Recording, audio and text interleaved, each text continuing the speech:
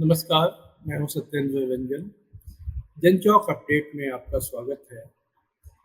एक बार फिर आज हम ध्यान कर देंगे अपना इज़राइल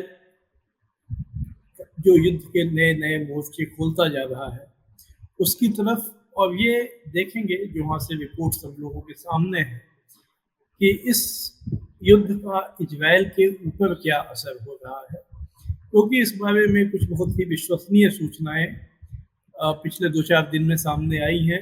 चूँकि 7 अक्टूबर को इस युद्ध के शुरू हुए 1 साल पूरा हुआ, तो इस मौके पर बहुत सारे दुनिया भर के मीडिया में बहुत सारे विश्लेषण, बहुत सारी रिपोर्ट्स आ रही हैं और उनसे कुछ नई सूचनाएँ भी हम लोगों को हासिल हो रही हैं। आज सबसे पहले ताज़ा खबर तो ये है कि कल इज़राइल की कैबिनेट ने इज़राइल की सेना को इस बात का अधिकार दे दिया, ऑथराइज़ कर दिया कि वो ईरान पर हमला करे। ईरान ने जो 1 अक्टूबर को मिसाइल अटैक किया था, उसका वो बदला ले। इसके बाद इसका ऐलान खुद इज़राइल के रक्षा मंत्री ने बाहर आकर किया। अभी जो इज़राइल की सरकार है, इसमें बहुत से कट्टरपंथी धार्मिक पार्टियां शामिल हैं, छोटी-छोटी पार्टियां। ये रक्षा मंत्री भी उसी पार्टी से आते हैं, तो ये लोग हर चीज़ में भगवान, गॉड का हवाला देते हैं। रक्षा मंत्री ने कहा कि गॉड हमारे साथ है और ये जो हमला होगा वो ईरान के लिए बहुत ही एक सबक होगा। हालांकि अभी भी जो विश्लेषक हैं, जो एनालिस्ट हैं, वो इस बात पर बहस कर रहे हैं कि क्या इज़राइल कोई प्रतीकात्मक हमला करेगा, चूँकि ईरान ने वहाँ पर मिसाइलें दागी थी 1 अक्टूबर को। तो एक अपने लोगों को संतुष्ट करने के लिए कुछ जिसे सिंबॉलिक एक्ट कहते हैं, वो ऐसे कुछ हमले करेगा या सचमुच वो जोरदार हमले करेगा जिससे इज़राइल को नुकसान पहुँचाया जा सके। अगर वो दूसरा तरीका अभी क्या फैसला कल कैबिनेट ने किया ये तो नहीं बताया गया है, क्योंकि उनके डिफेंस मिनिस्टर ने बाहर आकर सिर्फ ये कहा कि आज हम लोगों ने फैसला किया है, हमने अपनी सेना को ऑथराइज कर दिया है कि वो जो 1 अक्टूबर को ईरान ने किया उसका जवाब दे, उसको सबक सिखाए। तो अब ये देखने की बात है कि जो इज़राइल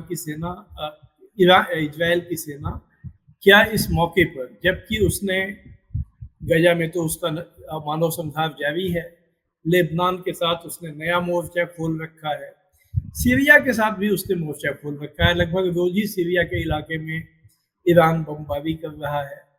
हूतियों के साथ भी यमन में उसका एक मोर्चा खुला हुआ है। तो उस समय वो ईरान के साथ सीधे प्रत्यक्ष युद्ध की शुरुआत कर देता है, क्योंकि ईरान ने धमकी दे रखी है, चेतावनी दे रखी है कि अगर इज़राइल ने हमला किया उसके ऊपर अब, तो वो जो 1 अक्टूबर का हमला था उससे बहुत ज़्यादा ताकत के साथ और इस बार इज़राइल के इंफ्रास्ट्रक्चर को निशाना बनाकर वो हमले करेगा। ये बात ध्यान में रखनी चाहिए कि 1 अक्टूबर को ईरान ने जो नागरिक ठिकाने हैं उनको निशाना नहीं बनाया था। एक तेल का जो उनका स्टेशन है वो जरूर जद में आया था, वहाँ आग लग गई थी, लेकिन बाकी कहीं पर जो पब्लिक इंफ्रास्ट्रक्चर है या जो नागरिक हैं उन्हें निशाना नहीं बनाया था। उसने सैनिक ठिकानों को निशाना बनाया था। तो लेकिन कहा है कि अगली बार ऐसा नहीं होगा, अगली बार जब हम करेंगे तो इज़राइल के जो एनर्जी सोर्स हैं उनको हम नष्ट करेंगे और इसके अलावा बहुत वाइडर यानी व्यापक हम हमले करेंगे। तो अब देखना है कि क्या इज़राइल ये जोखिम मोल लेता है, क्योंकि इसके पहले जब उसने लेबनान के साथ जो मोर्चा खोला है उसमें उसे बहुत कामयाबियां नहीं मिल रही। सच्चाई जो ठोस रिपोर्ट्स हैं, जो ठोस वहाँ से खबरें आई हैं, वो तो ये है कि जमीनी हमला करने की हर कोशिश, यानी जो थल सेना है उसके द्वारा लेबनान में घुसने की हर कोशिश को हिजबुल्लाह ने नाकाम कर दिया है। और इस दरमियान हिजबुल्लाह ने चूंकि वहाँ तैयारी करके रखी है, बारूदी सुरंगें बनाकर रखी हैं, तो इजराइल को बहुत नुकसान हुआ है, उसके टैंक और हथियार नष्ट हुए हैं और दर्जनों इजराइल के सैनिक मारे गए हैं। अब ये सब चूंकि पश्चिम मीडिया का पूरा समर्थन इजराइल के साथ है, तो ये खबरें बहुत छोटी, बहुत उसका महत्व घटा के बताया जाता है। अब हम लोग जानते हैं कि जब कभी भी युद्ध होता है तो युद्ध में शामिल पक्ष अपने नुकसान को कम करके बताते हैं, जबकि उन्होंने अपने जिसे वो दुश्मन मानते हैं उसके यहाँ क्या नुकसान उन्होंने पहुंचाया, इसे बहुत बढ़ा चढ़ा के बताते हैं। यह बात यहाँ भी लागू होती है। अब चूंकि इस युद्ध में इजराइल के साथ अमेरिका और दूसरे पश्चिम देश को भी शामिल मानना चाहिए, क्योंकि उनके समर्थन के बिना और उनकी सहानुभूति के बिना, उनके मीडिया के प्रचार के बिना इजराइल अभी तक टिक नहीं सकता था इस युद्ध में। तो उनमें ये जो इजराइल को जो नुकसान होता है उसको बहुत बढ़ा चढ़ा के नहीं बताया जाता है, बल्कि एक ताज़ा खबर तो ये है कि जब ईरान ने हमला किया 1 तारीख को, उसमें नेवाटिम एयर बेस को उसने लगभग नष्ट कर दिया। वहाँ अनेक जो अमेरिका से मिले हुए फाइटर जेट थे, लड़ाकू विमान थे, उसको उसने नष्ट कर दिया। कई निशानों पर उसकी मिसाइलें गिरी और जो इजराइल का जो मिसाइल रक्षा प्रणाली है, जिसे आयरन डोम कहा जाता है, वो बिल्कुल बेअसर हो गया। बल्कि कहा गया कि आयरन डोम जो है वो पेपर डोम साबित हुआ, यानी जो लोहे का जो एक कवच है वो कागजी कवच साबित हुआ। ये बातें भी पश्चिमी मीडिया में बहुत दबा के, हालांकि वॉल स्ट्रीट जर्नल ने कुछ रिपोर्ट छापी, लेकिन बहुत उसमें उससे चीजें साफ नहीं होती थी। लेकिन एक अमेरिकी पत्रकार जो कि वेबसाइट ग्रेजोन के वो वहाँ रिपोर्टर हैं इजराइल में, उन्होंने ये इस पूरी घटना में ईरान को कितना नुकसान हुआ, इजराइल को कितना नुकसान हुआ, नेवाटिम जो एयर बेस है वो किस तरह से नष्ट हुआ, इन सब के वीडियो के साथ में रिपोर्ट उन्होंने अपनी वेबसाइट के लिए डाली, जो वहाँ प्रकाशित हुई। और इससे दुनिया को ये पता चला कि ईरान ने जो दावे किए हैं उसके दावों में काफ़ी सच्चाई है। अब ताज़ा खबर ये है कि ये जो रिपोर्टर हैं जेरेमी लोफवेडो, इनको इजराइल में गिरफ्तार कर लिया गया। इजराइल में पत्रकारिता करते हुए एक अमेरिकी पत्रकार को, ये अमेरिका के नागरिक, गिरफ्तार कर दिया गया। और आज अमेरिका में वहाँ के जो पत्रकार हैं वो अभियान चला रहे हैं, वो सरकार से मांग कर रहे हैं कि अब वो अपने देश के नागरिक हैं, उनको छुड़ाना आपका कर्तव्य है, आप उनको छुड़ाइए। अब देखते हैं अमेरिका सरकार क्या करती है, क्योंकि उसकी मिलीभगत तो बहुत जाहिर है दुनिया के सामने। तो अब जो पहलू जो बचता है कि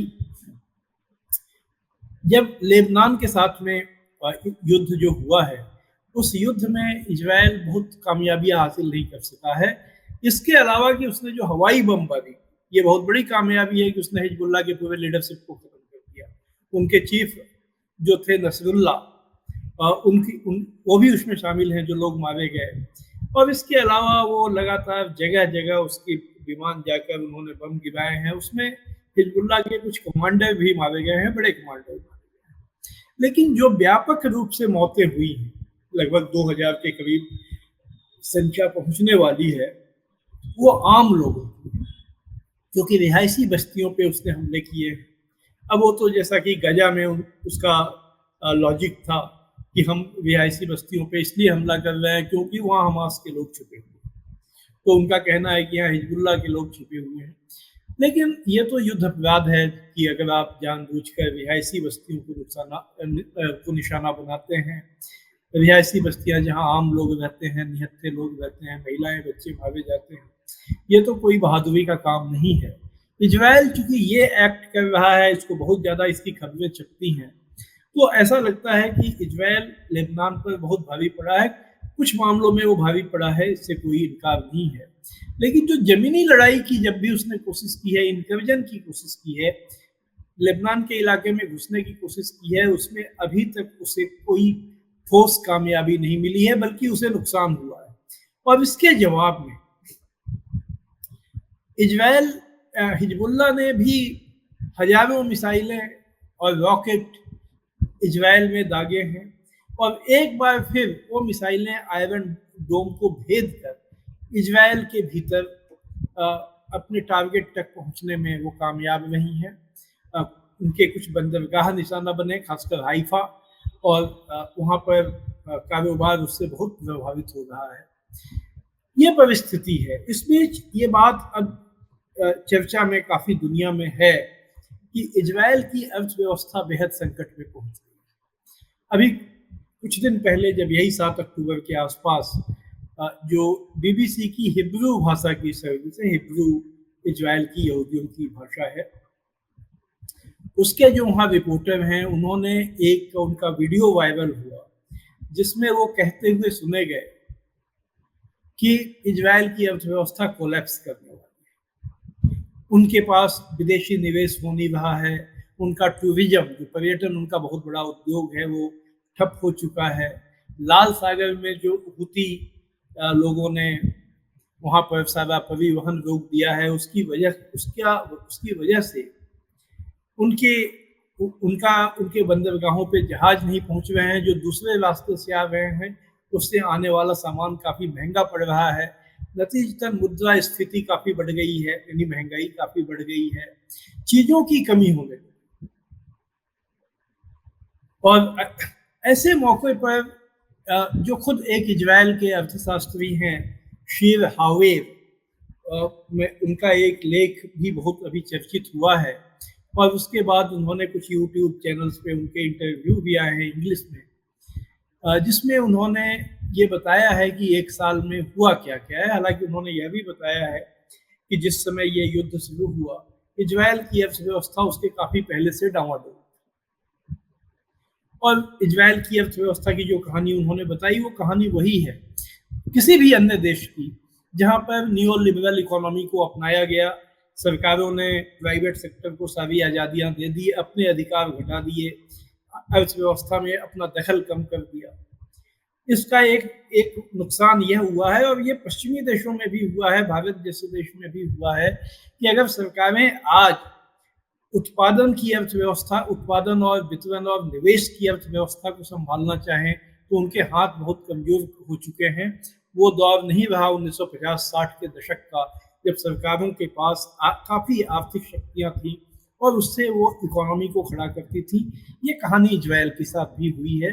1980 के बाद और खासकर 90 के बाद इजराइल ने ये नौ उदारवादी अर्थव्यवस्था को अपनाया।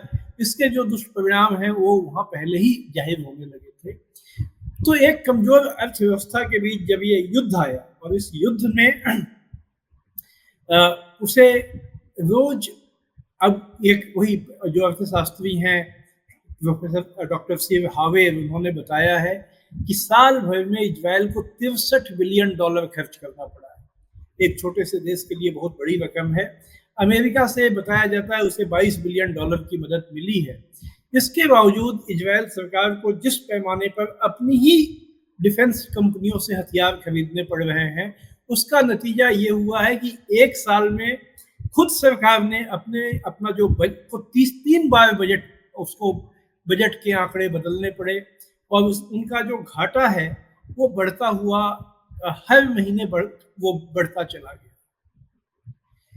उनके बॉन्ड पर ब्याज जो है उन्हें ज़्यादा देना पड़ रहा है। तमाम तरह के जो आर्थिक संकट होते हैं उन आर्थिक संकटों से इजराइल घिरता चला जा रहा है।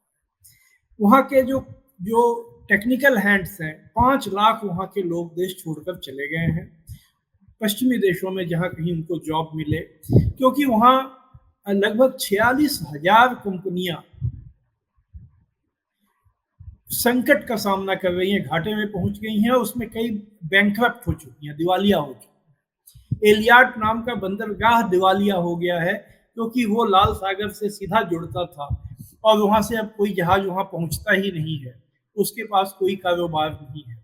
ये सारी चीज़ें इजराइल के भीतर पैदा हो गई हैं। क्या इजराइल इस संकट से कैसे निपटेगा? और अब अगर वो ईरान पर हमला करता है, सचमुच का हमला करता है, व्यापक हमला करता है, और उसके जवाब में ईरान उसके ऊर्जा स्रोतों को, उसके पब्लिक इंफ्रास्ट्रक्चर को नष्ट करने के लिए हमला करता है, उसमें उसको अगर 30-40% भी सफलता मिलती है, तो इसका जो व्यापक असर होगा, अभी उसकी सिर्फ कल्पना की जा सकती है। तो एक एक सेंटेंस में इस बात को ऐसे कहा जा सकता है कि ये युद्ध में इज़राइल ने बहुत बहुत मानव मानव संहार किया है, दुनिया की संवेदना को चोट पहुँचाई है, लेकिन ये युद्ध उसे भी बहुत भारी पड़ रहा है, जो उसे बर्बादी की तरफ ले जाता हुआ फिलहाल दिख रहा है। आज बस इतना ही, हम लोग फिर आएँगे किसी अपडेट के साथ। आज आप सबको बेरा नमस्कार।